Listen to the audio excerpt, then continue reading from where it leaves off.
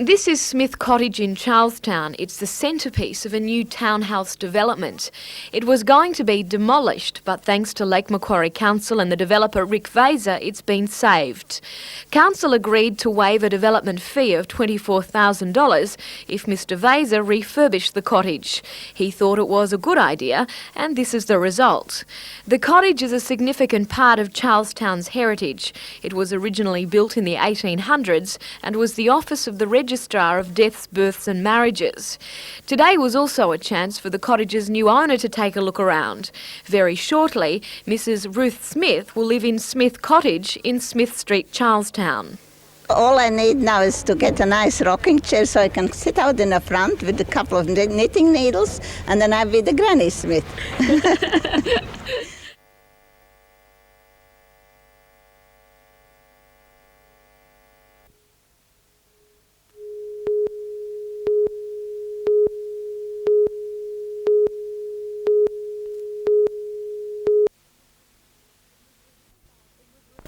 It was revealed by NBN last night that preliminary investigations are underway into the mayoral allowance. The Special Investigations Audit Branch of the Local Government Department has written to Alderman Doug Carley asking for comment on the spending of his allowance and whether it's being used in relation to superannuation payments.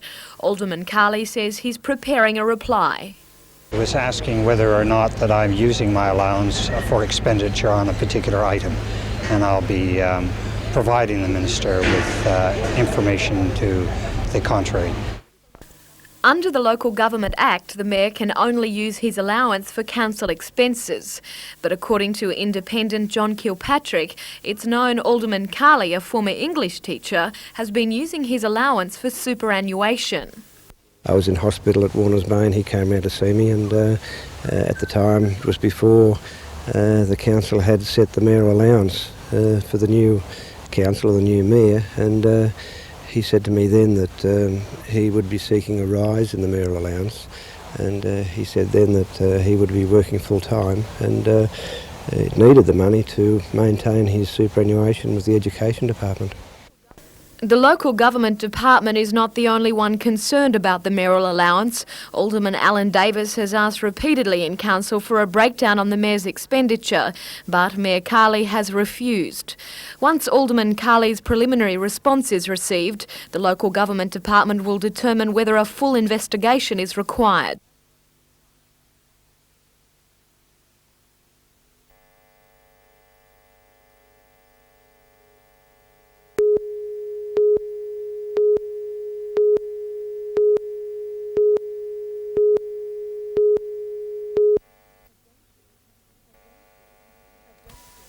A day trip taking in the sights of the local area came to an abrupt end for 44 passengers on this Foster bus service coach.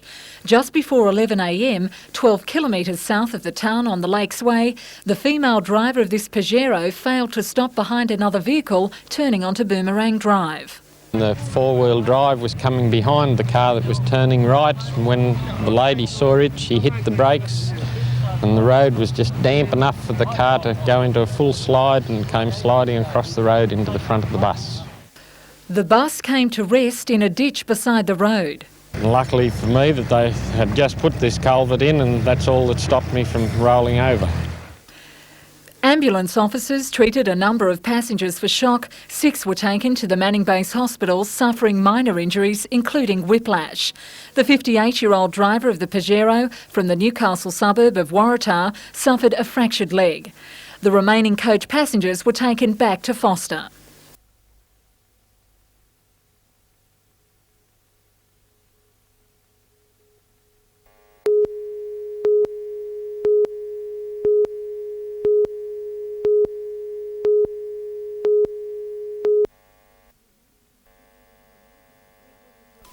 It was a dramatic interruption to a quiet midweek afternoon of trading.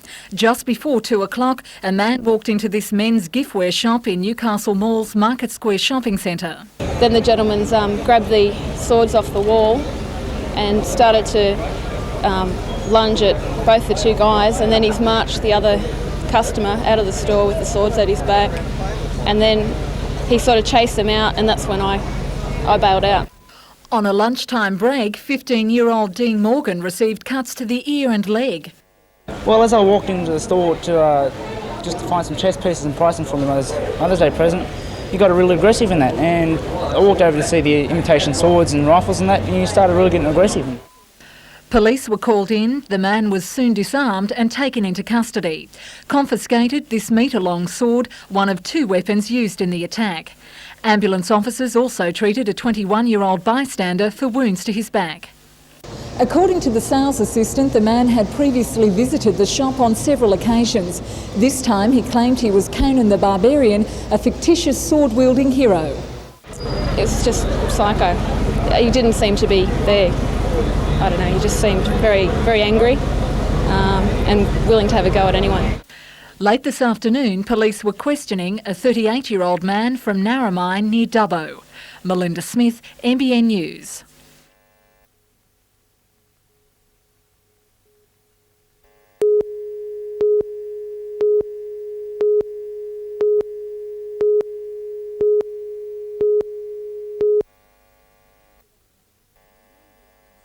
Some angry scenes this morning as New Vale miners and Union Vice President Peter Murray gathered at the gates of the colliery shortly before 7 to discuss the miners' 5th attempt to lease their former workplace.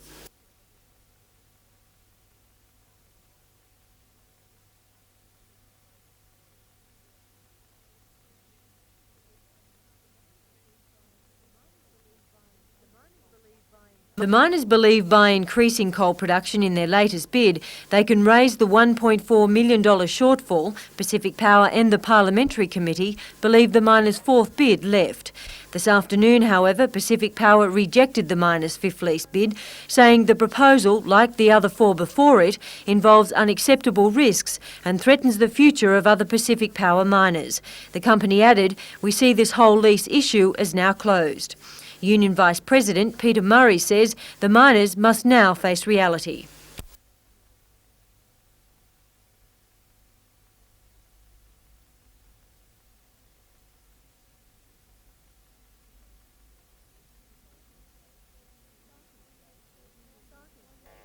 Sparking today's meeting was the employment of 4 former New Vale miners by Pacific Power to start removing mining equipment from the colliery. What happens if that equipment is taken out? Well, then she's finished. As far as I'm concerned, it's finished. The miners have now formed a 24-hour vigilant outside the mine to monitor equipment removal.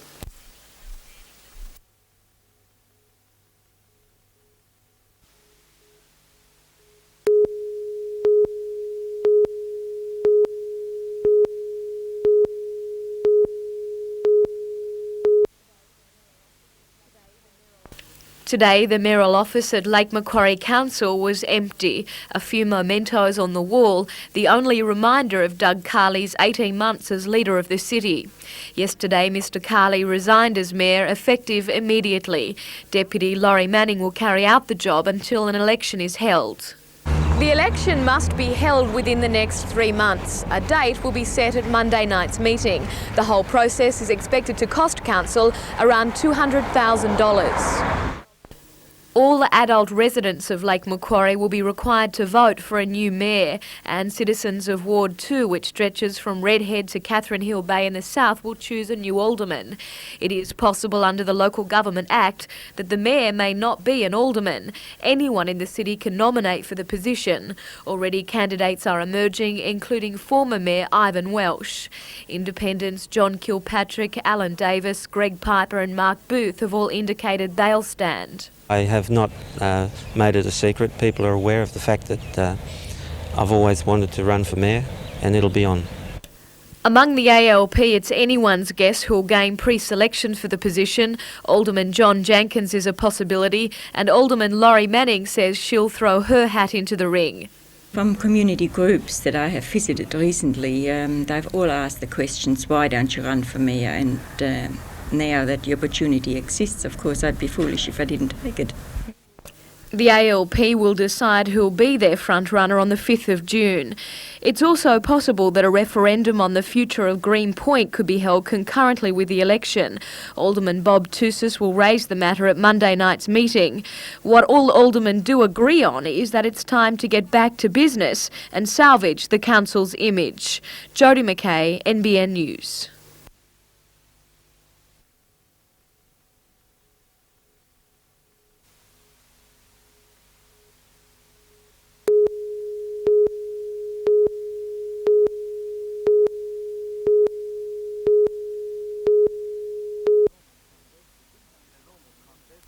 In a normal contest, the big names are often eliminated in qualifying rounds and never really get to meet.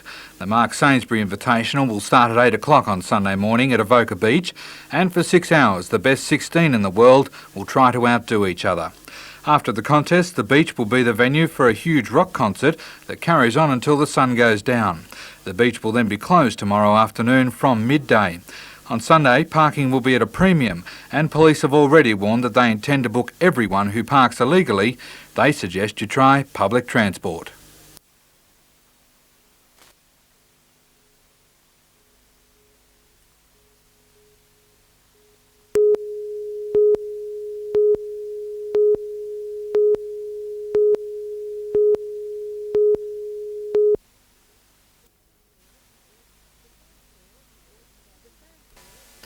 The fanfare of the Broadmeadow High Marching Band set the mood for today's big event, a multicultural extravaganza marking the end of a week of activities at Glendale High School. Surrounding feeder primary schools joined in the march past that preceded a mini-Olympics. Hundreds of students dressed in national costume, adding an authentic feel.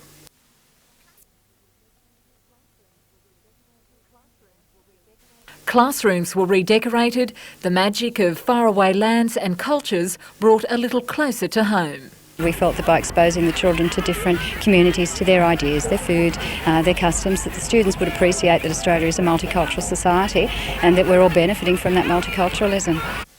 A message well received.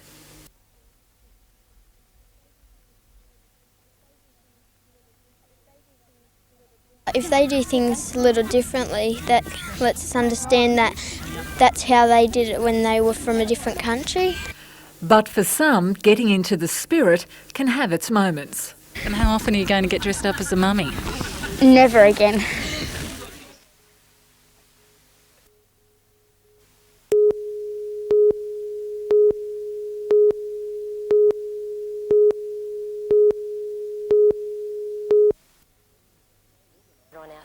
Which is definitely an area I think that we need improvement in. Organisers are calling it the show with something for everybody, good clean fun that will never go out of. This year's exhibitions have a selection of more than 1,500 competitive classes grouped into 27 sections. Along with the usual cakes and veggies, 1993's Coffs Show has sections on home brewing, folk art and photography. And of course, for kids of all ages, an absolute favourite, Sideshow Alley. But for the purists, the show is about centre ring. This year there are Clydesdale horses, tent pegging, horsemen and women taking on the show jumps, and the axemen at the cutting edge. By mid-afternoon, the crowds had built up and some youngsters indulged in their favourite treats.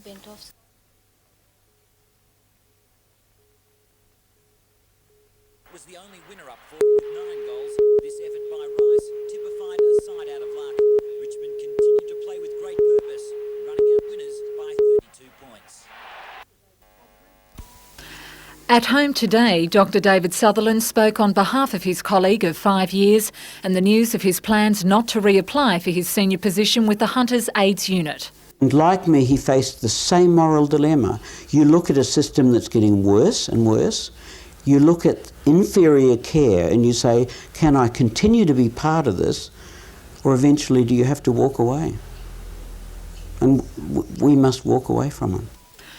Dr. Sutherland says funding cuts, as well as plans by Health Chief Tim Smythe to move most of the clinic services to the John Hunter Hospital, have destroyed years of dedicated work and the contribution made by hundreds of patients. And they showed us how to treat AIDS. And they've suffered, because the whole service now is going to go right back to the start again. And a new group of people are going to have to come in, and they're going to start again.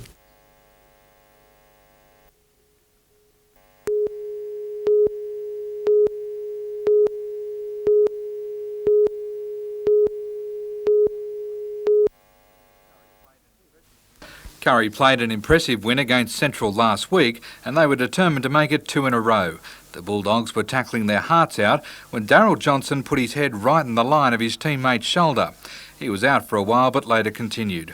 Both teams put each other under pressure, and it later turned into punches right on the Curry try line, referee Lovett oblivious to the stoush. Brian Quinton scored a brilliant solo try. The Bulldogs were the first to settle back down and were easy winners 36-16. In rugby, Maitland were at home to Hamilton. As the drizzle settled in, the game became a bruising, punishing encounter. Maitland halfback Jeff Cook tried some impressive moves, but despite his speedy play, he couldn't keep Hamilton scoreless. The final score, Maitland 15, Hamilton 12.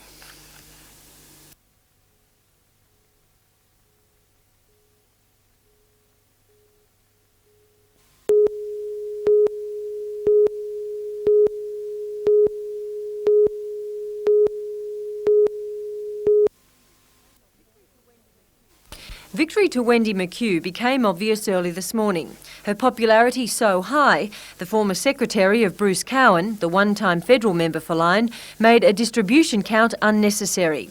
Mrs McHugh won around 11,500 of the almost 22,000 votes tallied. Her closest rival was John Byrne, who polled less than 3,000 votes. Mrs McHugh defeated 7 other candidates for the position of alderman on the Greater Taree City Council.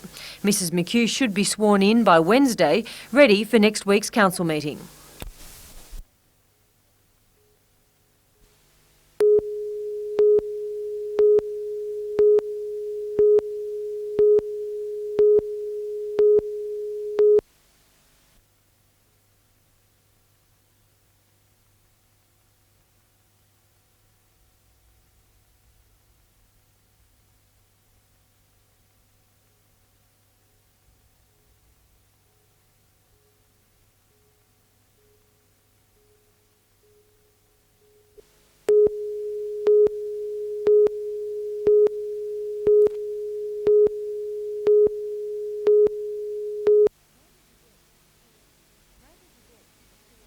Naval cadets from the TS Veneta led the parade to the headland. It's 51 years this week since the Battle of the Coral Sea, which for the Allies claimed more than 200 lives. Many say it was this battle, in which the Japanese were defeated, that was the turning point of the Second World War. Donald Sawyer from the American Legion refreshed the minds of many with a detailed account of the battle, while member for Coffs Harbour Andrew Fraser laid a wreath in honour of those who died fighting for their country. We must not forget them, lest we forget. A minute's silence was observed, then the last post was played, just as was done to wake the sailors 51 years ago.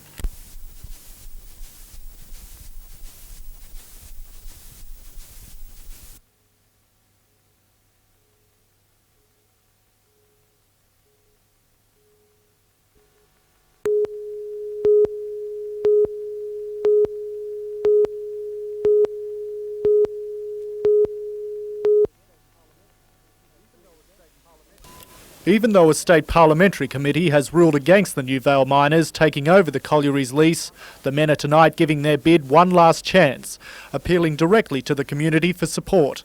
About 100 people are attending the meeting at Newcastle City Hall, which got underway about 20 minutes ago. Among the speakers, mining consultant Ron McCulloch, economist Joe Winson and miners representative Phil Dunn, telling the gathering that the lease bid is viable. We've got nothing to hide, and we'll answer any questions, and we'll just tell it like it is. But no one from Pacific Power is attending the meeting to explain why the organisation believes the miners' bid is unviable. A Pacific Power spokesman says the proposal has already been dealt with by a parliamentary committee, and New Vale is now a dead issue. Phil Dunn says he's disappointed by Pacific Power's attitude. I think because their argument doesn't hold water and they really can't argue from their position, that's the reason I think they're not turning out. They haven't got an argument. As well as seeking public support, the miners are continuing their push for help from the federal government. Scott Bevan, NBN News.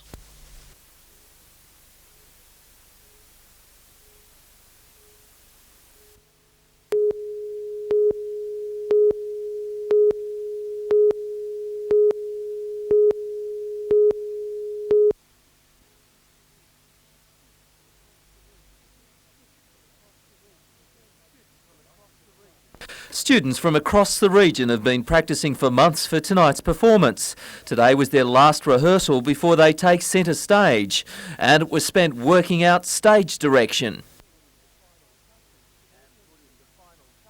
and putting the final touches to their pieces.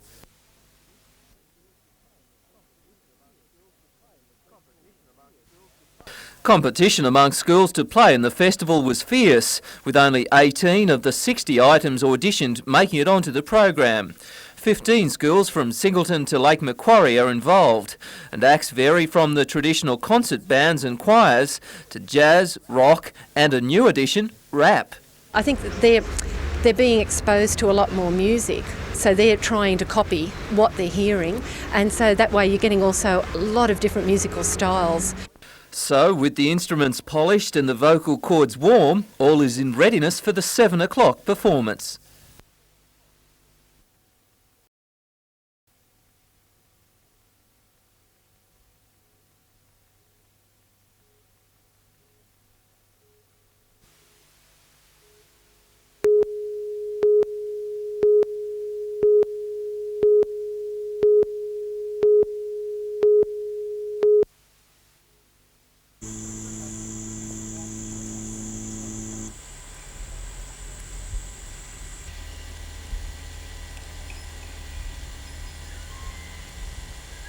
On the wall from the work that did yesterday. It's just that you can't see ducks anymore.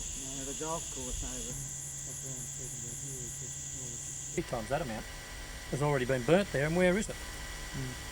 I mean, see that the.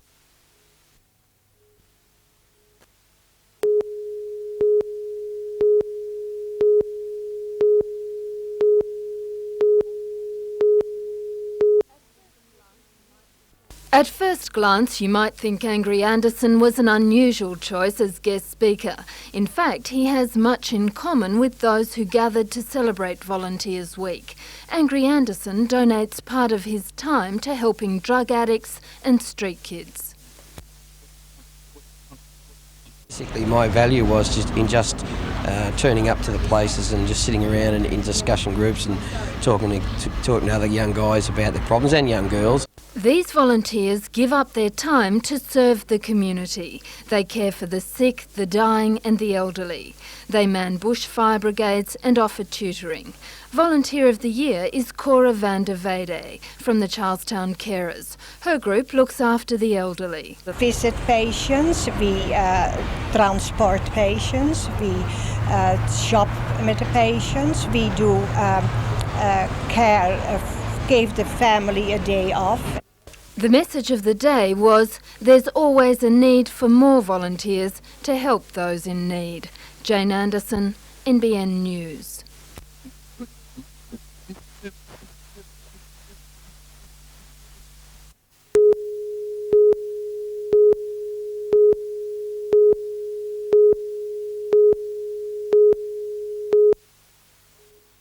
Russell Reeves has a PhD in chemistry, but he still likes to get his hands dirty.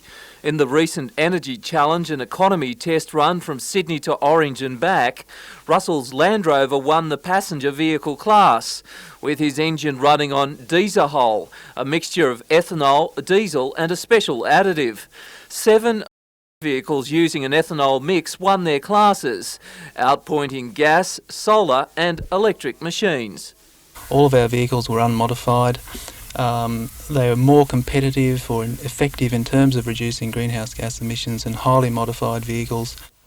Ethanol is a renewable resource. It can be produced from wheat, sugarcane, even timber. You can effectively grow your own fuel. It produces no greenhouse gases. Working out of his home in Dungog in the Hunter Valley, Russell has extensively tested his special ethanol diesel mix, surviving on government and industry grants. On the energy challenge, his co-driver was State Energy Minister Gary West. Mr West isn't the first politician to take notice. We have been conducting trials with the Action Bus Fleet in Canberra, initiated by Ros Kelly in December last year. In January of this year, Bruce Baird, the New South Wales Minister for Transport, announced that State Transit would be conducting trials in Sydney buses. Peter Ryan, NBN News.